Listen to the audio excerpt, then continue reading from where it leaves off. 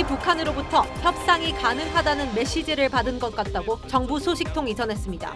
미국이 대통령 선거 국면에 돌입하기 전 고위급 회담을 약속받으려는 북한의 의도로 보이는데 트럼프는 협상을 서두르지 않겠다는 입장을 거듭 밝혔습니다.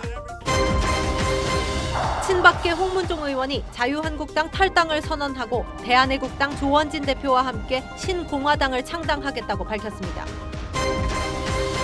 홍콩 정부가 범죄인 인도 법안 일명 송환법 추진을 잠정 연기한다고 발표했습니다. 지난 주말에 이어 내일도 100만 시위가 예고되자 홍콩 정부가 한 발 물러선 것으로 보입니다.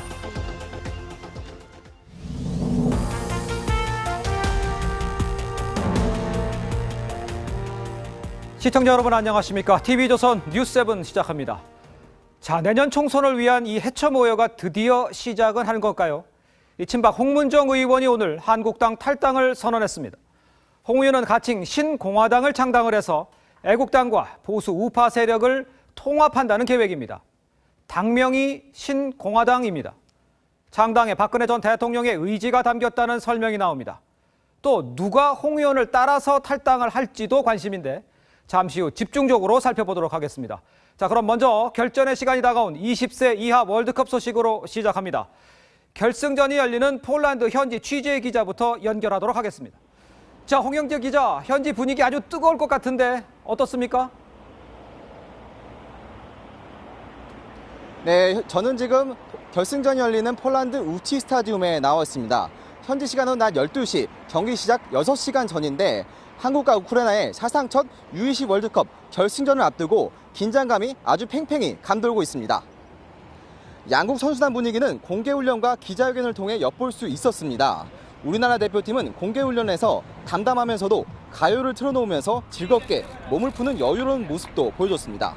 반면 우크라이나는 한 차례 공개훈련을 취소하고 비공개로 훈련을 진행하면서 어제 기자회견에선 우리의 에이스 이강인 선수 봉쇄법에 대해 묻자 어떻게 아파트 열쇠까지 주냐며 다소 민감한 반응을 보이기도 했습니다.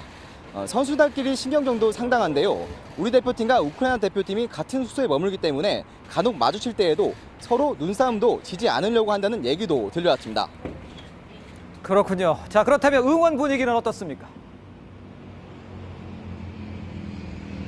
네, 폴란드 내엔 우크라이나 국적을 가진 인구만 2에서 300만 명에 달하기 때문에 경기장 내에선 다소 일방적인 응원전이 펼쳐질 우려가 있습니다. 하지만 우리 응원팀은 일당백의 정신으로 끝까지 최선을 다해서 우리나라 선수들을 힘을 불어넣어 주겠다는 각오를 다지고 있습니다. 폴란드에선 한국 교민 700여 명이 경기 2시간 전 경기장에 도착할 예정이고 한국에서 온 붉은 악마 70여 명도 열띤 응원전을 펼칠 계획입니다. 우리나라와 우크라이나의 한 점차 승부가 예상되는 만큼 현지 응원단과 고국에 있는 국민들의 뜨거운 성원이 이어진다면 우리 태극전사들 반드시 우승으로 화답할 겁니다. 폴란드 우치에서 TV조선 홍영재입니다. 자, 축구는 11명이 뛰지만요. 한마음으로 우리를 기원하는 국민들은 바로 12번째 선수입니다. 오늘 밤 전국 곳곳에서 거리 응원전이 펼쳐지는데 축구협회 공식 응원전이 열리는 서울 상암 월드컵 경기장에 취재 기자가 나가 있습니다. 자, 윤재민 기자, 응원전 준비가 아주 한창이라고요? 네, 결승전까지는 아직 6시간 가까이 남았는데요. 이곳 상암 월드컵 경기장은 조금 전부터 응원단을 맞을 준비에 들어갔습니다. 제 뒤로 보이는 대형 전광판으로 이곳에 모일 6만 명의 시민들은 역사적인 결승전을 지켜보며 뜨거운 함성으로 우리 선수들에게 승리의 기운을 불어넣게 됩니다. 입장이 밤 11시부터지만 경기장 밖에는 벌써부터 붉은 악마 티셔츠를 입은 시민들이 하나둘씩 모여들고 있습니다. 강남에도 거리 응원을 위해 대형 전광판이 설치됐는데요. 밤 10시부터는 각종 문화 행사가 열려 결전 전야의 분위기를 서서히 달구게 됩니다. 오늘 역사적인 결승전 응원은 서울뿐 아니라 부산과 대구, 광주 등 전국 곳곳에서 열리는데요.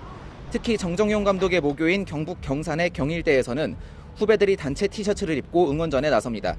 또 이강인 선수가 유소년 시절을 보낸 인천의 시민들은 숭이 아레나에서 열띤 응원전을 벌입니다. 서울시 등 자치단체들은 응원전이 끝나고 내일 새벽 귀가하는 시민들을 위해 일부 지하철과 시내버스의 운행 시간을 조정했습니다. 지금까지 상암 월드컵 경기장에서 TV조선 윤재민입니다.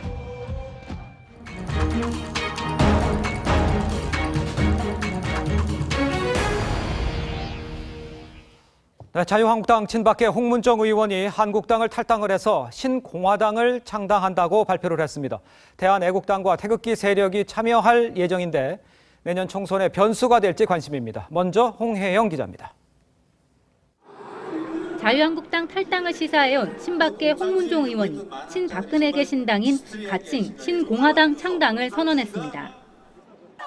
다음 주 초쯤 자유한국당에 탈당계를 내고 대한애국당 조원진 대표와 창당 작업에 나설 계획입니다.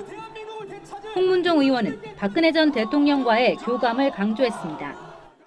대한민국 대통령 박근혜와 함께 당당하게 청와대로 입성할 날이 멀지 않았다는 것을 기억하시기 바랍니다, 여러분.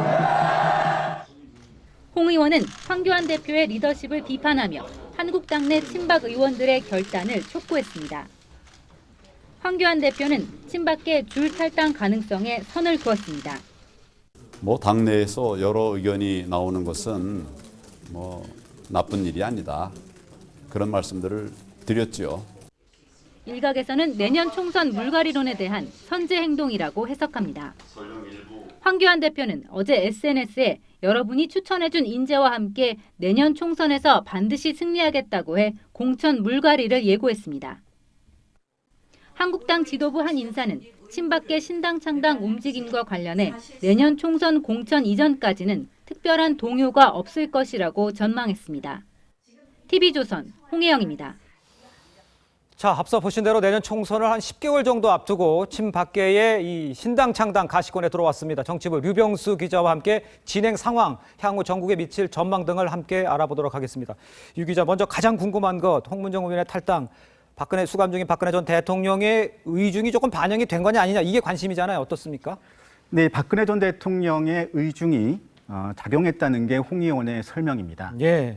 홍 의원은 오늘 TV조선 기자와 만나서 박근혜 전 대통령과의 교감이나 의견 교환 없이 한국당을 탈당하거나 새정당을 창당하는 일은 있을 수 없다고 밝혔는데요. 예. 실제로 지난 월요일인 17일 네. 박 전 대통령의 대리인 격이죠. 유영하 변호사가 서울구치소에 수감 중인 박 전 대통령을 직접 접견하고 의사를 확인한 것으로 알려졌습니다. 그렇군요. 당명도 관심입니다. 지금 보면 신공화당, 박정희 전 대통령의 민주공화당을 연상케 하는데 이 당명에도 의미가 있을 것 같아요. 네, 의미가 있습니다. 예. 친박 신당 시나리오는 작년 10월부터 진행되어 온 부분입니다. 예. 이 과정에서 공화라는 단어를 써야 한다는 박 전 대통령의 의지가 강했다고 합니다. 예. 자유공화당 또 애국공화당 등의 명칭이 계속 거론되다가 최근에서야 신공화당으로 당명을 정했습니다. 예. 아버지인 박정희 전 대통령이 창당한 민주공화당에 대한 애정과 공화라는 단어가 가지는 정치적인 의미를 감안했다는 설명입니다. 홍 의원이 내년 총선 전에 한 30-40명 정도 같이 탈당을 할 것이다 이런 얘기를 했는데 실제적으로 이렇게 탈당 규모는 어느 정도 될 것 같습니까? 실제로는 거론되는 의원들은 대부분 탈당을 좀 부인하고 있는 상황이라서요. 그래요? 예. 눈에 띄는 움직임은 아직까지는 없습니다. 예. 하지만 총선 공천이 시작되면 예. 낙천자들이 신당으로 이동할 가능성은 있습니다. 특히 예. 박 전 대통령의 향수가 있는 대구 경북 지역에 예. 저는 이동 가능성이 좀 있습니다. 예. 대신 또 남대준 전 국정원장이 지난 대선 후보로 나섰던 통일한국당은 예. 합류가 유력한 상황입니다. 자, 이런 상황이면 이제 자유한국당의 입장에서는 상당히 좀 곤란할 것 같은데 그렇다면 이게 소위 말해서 보수의 분열 이렇게까지도 올 수가 있을 것 같습니까? 어떻습니까? 예, 일단 한국당 지도부는 집안 단속에 나서는 분위기입니다. 예. 특히 황교안 대표 체제가 지금 자리를 잡아가고 있는 과정에서 나온 악재입니다. 예. 이것 때문에 좀 경계하는 분위기가 있는데요. 실제로 지난 4월에 창원 성산 재보선에서 봤듯이 애국당의 표 잠식이 당락을 좌우할 가능성이 큽니다. 그래서 18대 총선에서 대구 경북과 수도권에서 8석, 그래서 총 14석을 얻은 친박연대의 재판이 될 수도 있다는 얘기도 나옵니다. 예. 또 하지만 예. 탄핵 세력과의 결별을 통해서 중도 확장의 계기가 될 수 있다는 반론도 있습니다. 그렇군요. 지금 이제 정치판이 드디어 요동칠 건 같네요. 지금까지 정치부 유병수 기자였습니다. 잘 들었습니다. 네, 여야는 국회 정상화 합의를 위한 최종 담판을 하루 앞두고 물밑 협상을 하고 있습니다. 자유한국당이 요구한 경제청문회 개최 여부가 막판 변수로 떠올랐습니다. 황정민 기자입니다. 여야 3당 원내대표는 내일 국회 정상화를 위한 막바지 담판을 합니다. 우리가 주어진 시간이 내일하고 모레까지니까 빨리 결단을 좀 내려달라.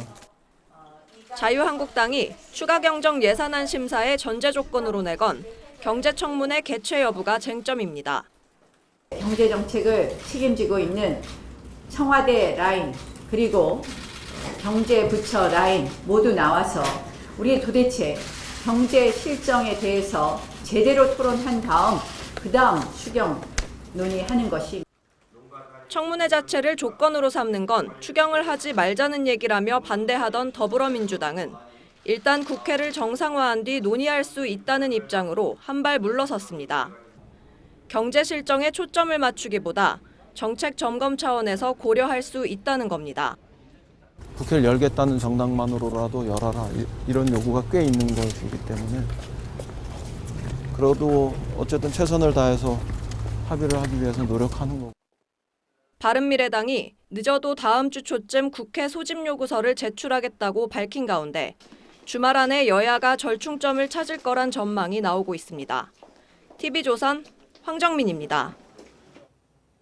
하노이 미북 정상회담 결렬 후 비핵화 협상이 멈춰선 상황에서 북한이 최근 미국에 다시 협의를 해보자는 메시지를 전한 것으로 보입니다. 하지만 미국 트럼프 대통령은 협상을 서두르지 않겠다고 했습니다. 이채현 기자가 보도합니다. 북한 김정은 국무위원장이 도널드 트럼프 미국 대통령에게 친서를 전달할 무렵 북한이 미국 측에 실무 협의가 가능하다는 취지의 답변을 보냈다고 외교소식통이 전했습니다. 오는 18일 트럼프 대통령이 재선 도전을 선언하고 미국이 대선 정국에 돌입하면 북한과의 협상에 관심도가 떨어질 수 있다는 점을 계산한 것으로 보입니다. 하노이 미북 정상회담이 결렬된 뒤 미국이 뉴욕 유엔 대표부를 통해 북한의 편지와 전화로 여러 차례 대화를 타진했지만 북한 측은 답이 없었다고 외교소식통은 전했습니다. 트럼프 대통령은 협상 재개를 염두에 둔 듯 북한의 단거리 미사일 발사는 어느 나라나 다 하는 것이라면서 북한과의 협상을 서두르지 않겠다고 했습니다. 연말까지 기다리다가는 자칫 대화의 판이 깨질 수 있고 트럼프 대통령의 재선 가도에 악영향을 미칠 수 있기 때문에 조속한 실무 협상 재개를 타진 중일 수도 있다고 봅니다. 이달 말 방한하는 스티븐 비건 미 국무부 대북정책 특별대표가 한국에 머무는 일주일 사이 북한과의 접촉을 시도할 가능성도 있습니다. TV조선 이채연입니다. 지난 3월 김한소를 구출한 것으로 알려진 자유조선 소속의 한 탈북 인사가 자신이 김일성, 김정일의 초상화를 부쉈다고 미국 언론에 말했습니다. 이 탈북 인사는 액자 부서지는 소리에 마음속 사슬도 부서지는 것 같았다고 했습니다. 김남성 기자입니다. 한 남자가 김정일의 초상화를 집어 던집니다. 이어 김일성 초상화도 바닥에 던집니다. 김한소를 구한 것으로 알려진 자유조선 소속 탈북 인사는 폭스뉴스에 스페인 마드리드의 북한 대사관에서 자신이 김일성 부자의 초상화 액자를 깼다는 기고문을 실었습니다. 그는 국민을 가난과 압제와 기아로 몰고 가면서 자신들은 사치품으로 살찌우고 우리를 동물로 만들었다며 나는 의자를 밟고 올라가 초상화를 바닥에 내던졌다고 했습니다. 이 인사는 미국의 지명 수배 중인 자유조선의 리더 에드리안 홍창과 이미 체포된 크리스토퍼 안 등에 대한 수사를 중단해야 한다고 촉구했습니다. We do have reason to believe that North Korean hit squads have been dispatched to target Mr. Hong. 이 탈북 인사는 초상화 유리가 깨지는 소리에 내 마음속 사슬도 부서지는 것 같았다고 전했습니다. TV조선 김남성입니다. 가수 비아이 마약 의혹에다 경찰 유착설로 어제 양현석, 양민석 전 대표가 동반 사퇴했는데 이들은 사실상 실소유주로서 영향력을 계속 행사할 거란 관측이 많습니다. 하지만 설립 이후 최대 위기를 만난 YG를 살릴 수 있을지는 의문입니다. 최윤정 기자입니다. 어제 동반 사퇴한 양현석, 양민석 전 대표. 양현석 씨는 올해 3월 말 기준 주식 17.32%를 보유한 최대 주주이고 동생 양민석 씨도 주식 3.56%를 보유한 등기이사입니다. 사퇴해 직함이 없지만 엔터테인먼트 업종의 특성상 가수 발굴과 콘텐츠 제작 등 주요 의사결정에 영향력을 미칠 수 있을 것으로 예상됩니다. 하지만 소속 연예인들의 잦은 마약 구설, 승리의 버닝썬 경찰 유착과 성접대 의혹, 또 양현석의 성접대 의혹과 세금 탈루 의혹까지 98년 설립 이래 최대 위기에 빠진 상황입니다. 실제 1조 원이 넘던 시가총액은 절반가량으로 줄어들었고 올해 5만 원이 넘었던 주가는 어제 29,500원으로 내려앉았습니다. 또 오는 10월이면 프랑스 업체 루이비통 그룹으로부터 투자받은 금액을 돌려줘야 할 수도 있습니다. YG는 2014년 610억 원 정도를 상환 전환 우선주로 투자받았는데 올해 10월까지 주가를 회복하지 못하면 이자를 포함해 670억 원을 돌려줘야 할 것으로 전해집니다. 양현석 전 대표도 경찰 수사 대상에 오른 상황. 오늘 리스크로 인한 리스크는 일반 한두 명 소속 연예인들의 스캔들과는 전혀 다른 무게감입니다. 후유증이 상당히 오래 간다. K-팝의 대표로 한류를 이끌던 YG의 기업 가치가 회복될 수 있을지 주목됩니다. TV조선 최윤정입니다. 오늘 새벽 전남 신안 앞바다에서 어선이 전복되는 사고가 발생했습니다. 선원 한 명이 뒤집어진 어선 안에 에어포켓에서 1시간 반 동안 버티다 해경에 구조됐습니다. 정민진 기자입니다. 어선 한 척이 뒤집어졌습니다. 전복된 배 안에는 선원 한 명이 빠져나오지 못하고 갇혀 있습니다. 찬 바닷물에 산소까지 줄어들면서 1분 1초가 위급한 상황. 잠수복을 입은 해경 구조대원이 밧줄 하나에 몸을 의지하고 물속으로 들어갑니다. 앞이 잘 보이지 않는 바닷속에서 생존자를 확인하는 순간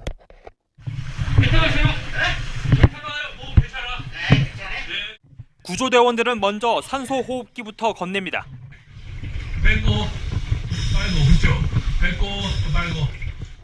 오늘 새벽 2시 반쯤 전남 신안 앞바다에서 사료를 싣고 양식장으로 이동하던 어선이 전복됐습니다.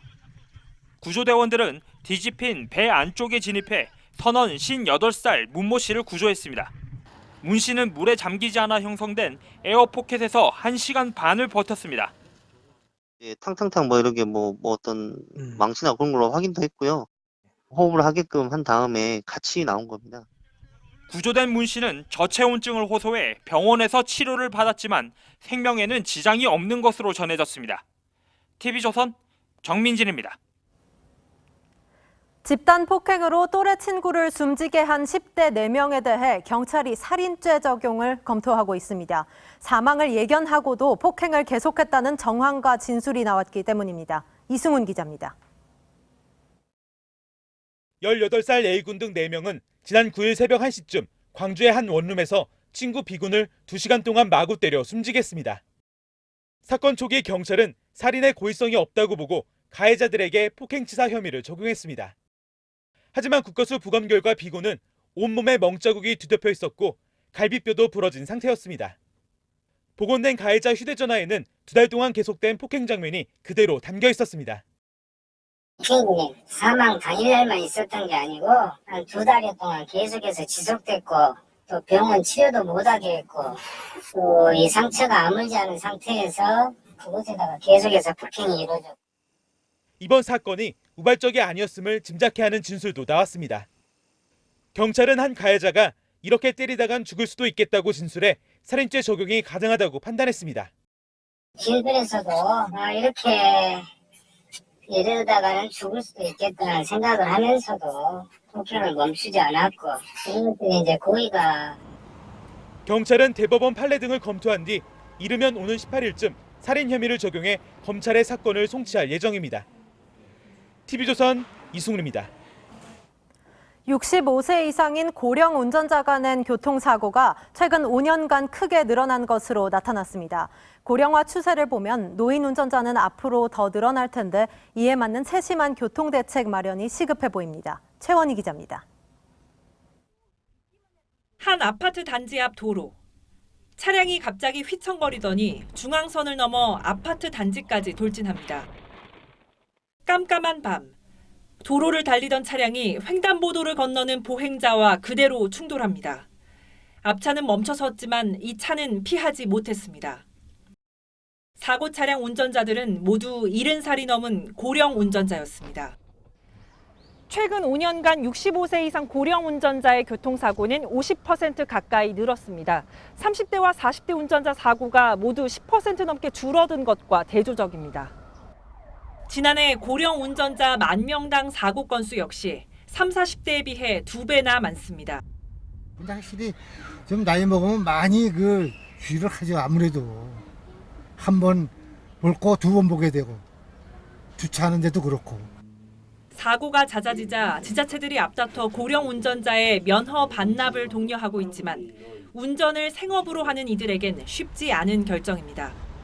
이분들을 도로에서 받아들일 수 있게 안전시설물 크기를 확대한다거나 신호시간을 연장을 시킨다거나 이러한 정책들이 같이 병행이 돼야 된다고. 국내 면허 소지자 가운데 65세 이상 고령자는 8.6%. 고령화 사회로 접어든 현실을 반영해 교통체계 개선과 노인들의 이동권 보장 대책이 마련돼야 한다는 지적입니다. TV조선 최원입니다. 최근 LG U+가 5G 속도는 1등이라며 경쟁사와 비교 마케팅을 펼치고 있습니다. 이번엔 3등 꼬리표를 떼겠다는 포부인데 SK텔레콤과 KT는 노이즈 마케팅이라며 발끈하고 있습니다. 김자민 기자입니다. LG U+ 대리점마다 부착된 포스터입니다. 서울에선 LG U+가 5G 속도 1위라고 주장합니다. 외부 조사업체에 의뢰해 서울 주요 지역 50곳에서 한 달 동안 측정한 결과라는 겁니다. KT와 SK텔레콤 등 경쟁사들은 일방적 주장이자 노이즈 마케팅이라고 반발합니다. 어떤 특정하게 공신력 있는 기관에서 명확한 기준을 가지고 측정한 결과라는 것도 아니고. 경쟁사들의 불편한 심기에도 LG U+는 이통 3사의 5G 서비스를 비교하는 체험존까지 차렸습니다. 많은 고객분들이 이용해 보실 수 있도록 비교 불가 체험존을 다양하게 준비하였습니다. 지난 11일 기준으로 5G 가입자는 100만 명을 돌파했는데 LG U+는 업계 2위인 KT와 비슷한 수준의 점유율을 보인 것으로 알려졌습니다. 고객에게 사실을 전달하려는 마케팅을 다른 통신사에서는 노이즈로 판단하는 것은 좀 부적절하다고 생각합니다. 경쟁사들은 허위 과장 광고로 고발 조치도 불사하겠다는 입장이어서 이동통신 3사 간 5G 설전은 더욱 거칠어질 전망입니다. TV조선 김자민입니다. 홍콩에서 범죄인 인도 법안, 일명 송환법 반대 시위가 고조되고 있습니다. 지난 주말 100만 시위에 이어 내일은 검은 옷을 입은 시위대의 대규모 행렬이 예고되자 홍콩 정부는 법안 추진을 잠정 연기한다고 발표했습니다. 유지현 기자입니다. 홍콩 정부가 범죄인 인도 법안, 일명 송환법 추진 연기를 발표했습니다. I now announce that the government has decided to suspend the legislative amendment exercise. 홍콩 민심 폭발에 정부가 한 발 물러선 겁니다. 지난 주말 100만 시위에 이어 주중에도 수만 명이 거리로 나와 송환법 반대에 목소리를 높였습니다.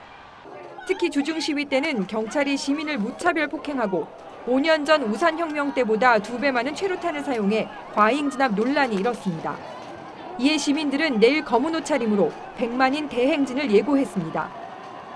We could see that would definitely not only fuel the tension but also add to the worry of Hong Kong people. 시위대를 버릇없는 아이에 비유한 캐리람 행정장관의 말은 어머니들 6천 명을 거리로 나오게 했습니다. Today we gather here to send a signal to the young people that they will not be alone. 미국이 홍콩에 대한 특별 대우를 매년 재평가하겠다며 압박하고 나서자 중국은 음흉한 미국이 홍콩을 얽매려 한다며 반발했습니다. 그러나 이번 시위는 송환법 연기를 끌어냈고 친중 성향의 정부를 향한 자유수호의 외침으로 번지고 있습니다. TV조선 유지현입니다.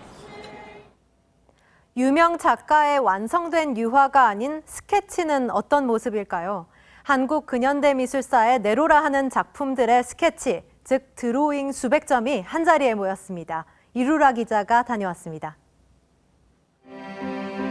서민들의 삶을 화폭에 담았던 작가 박수근의 1962년작 나무와 두 여인. 완성전 그린 스케치, 즉 드로잉을 보면 작가가 직전까지 고민했던 흔적이 역력합니다. 서명의 위치까지 여러 번 바뀝니다. 결정적인 선 하나를 얻기 위해서 한 번은 이렇게 그려봤다가 그 선이 자기 마음에 맞지 않을 때 다시 지우고. 정신과 의사이자 미술평론가로 활동 중인 김동화 씨가 20년간 수집한 드로잉 작품 300여 점이 한 곳에 모였습니다. 유화작품이라는 것은 최종의 완성된 상태를 주로 우리가 보게 되는 것이고, 드로잉은 작업이 진행되는 과정, 그 작가의 작업을 이해하는 데 훨씬 도움이 되는 지점이 있기 때문에. 국내 작가 중 경매 최고가를 기록한 추상화의 대가 김황기부터 이중섭, 천경자, 이인성 등 작가들만 200여 명. 수집을 하다 보니 근현대 미술사를 총망라하게 됐습니다. 일제강점기였던 이 시기, 작가들의 드로잉에 자주 등장하는 소재는 소. 굉장히 민족적인 모티브를 뜻하기도 하고, 소는 또 가장 어떻게 보면 그 농민들하고 아주 친밀한 관계에 있는 어떤 동물 이상의 의미를. 작가가 사유하는 과정이 고스란히 담긴 드로잉을 통해 한국 근현대 미술사의 내면까지 들여다보게 됩니다. TV조선 이루랍니다.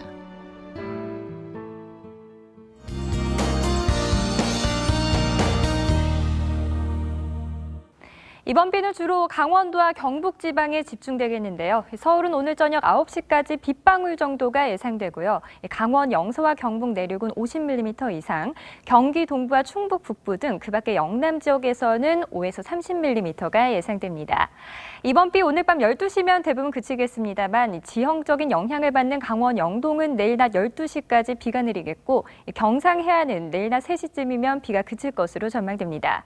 20세 이하 남자 축구 대표팀의 월드컵 결승전 거리 응원이 펼쳐질 밤 사이에는 다행히 날씨로 인한 지장은 없을 것으로 내다보고 있습니다. 다만 밤 사이 쌀쌀합니다. 체온 유지할 수 있는 가벼운 겉옷을 꼭 챙겨 입으시기 바랍니다.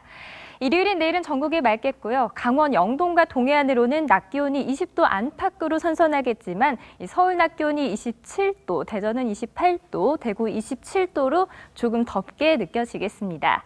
내일 공기도 쾌청해서 나들이 즐기기 참 좋은 날씨가 펼쳐지겠습니다. 기상정보였습니다. 네, 이제 몇 시간 남지 않았습니다. 자, 우리 20세 이하 월드컵 대표팀 역사적인 월드컵 챔피언에 도전을 합니다.